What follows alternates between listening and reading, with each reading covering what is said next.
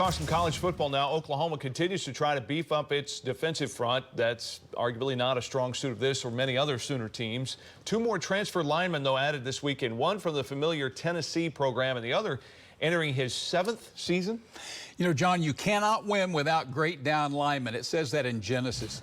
Philip Paya has 2 more years eligibility. A 9-season college player could be. First 3 seasons at Michigan, last 2 with the Aggies. Big body, perhaps a supporting role.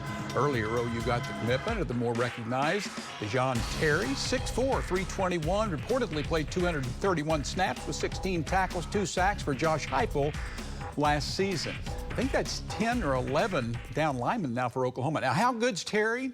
No problem with size and stats. I reached out to familiar SEC sources with direct knowledge, a coach and a dependable insider. Both say he's a 2-down guy, not all 3 downs. One said he'd heard the player wanted more NIL money than Tennessee was willing to pay. They both said solid against the run, but no pass rush against SEC athletes. One thing's obvious. You can't continue losing 5-star in-state down linemen like Durant Sadavian Sims to Oregon and Lanning. And can they avoid 5-star David Stone?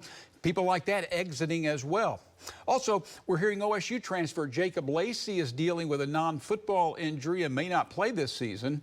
Finally, another active former head coach, very familiar with Oklahoma's roster, said talent is not at the championship level, but getting there. So that's some optimistic news. Well, OU and Texas representatives were on hand at the SEC meetings in Destin this week, and perhaps the most talked about topic was whether after the addition of the Sooners and Longhorns, teams would play 9 non-conference games instead of 8. Well, here's the quote from the commissioner: creating a 1-year schedule will provide a longer on-ramp to manage football scheduling around existing non-conference commitments of our members.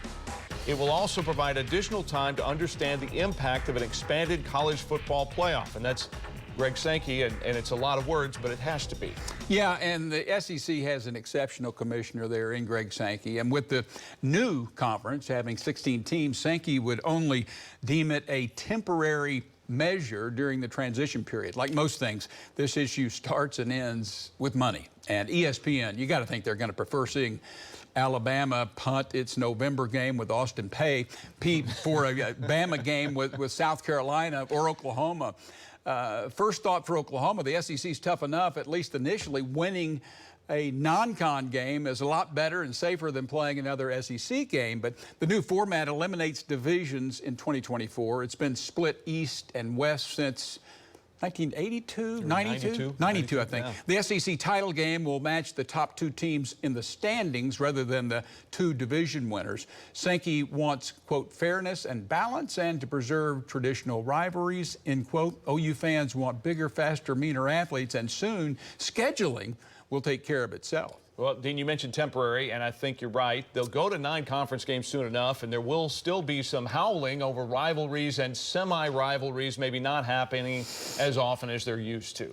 All right, as for the Big 12, conference meetings this week at the Greenbrier in West Virginia included Commissioner Brett Yormark going on record saying the league has a plan for expansion in the works. He says the Big 12 wants a national presence, and they've reached out to Gonzaga and now apparently UConn, which would further strengthen the conference in basketball. You think so? Yeah. Yormark also says he knows football is the driver, and it's been reported that Colorado may be considering a return. Your thoughts, Steve?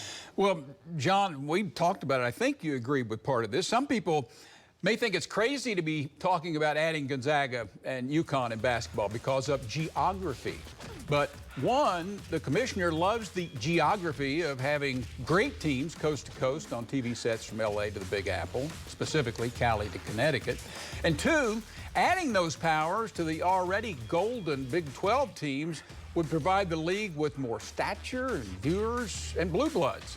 Zags at KU, UConn at Texas. Oh, wait, they're in the SEC by then, I guess. Hey, despite my opinion that the way too lax transfer rules and NIL money are making college sports the same as NFL free agency, I do believe that smart realignment is a positive. At some point, the ultra-aggressive Commissioner Yormark will get out over his skis, but for now, the league, John, is alive, largely due to him. Yes, he's been very aggressive, very forward-thinking. All right, on the football side, Colorado They say they're staying, but they've also said they're leaving all options open. I think it depends on which person in the front office of the hierarchy you're talking to. In Arizona and Arizona State, we've heard a lot in recent months about Arizona really being interested. But the presidents of those schools said in March they're committed to the Pac-12. But the bottom line here is there's still no media rights deal. And like you said, Dean, it's all about the money. Absolutely. Well, up next,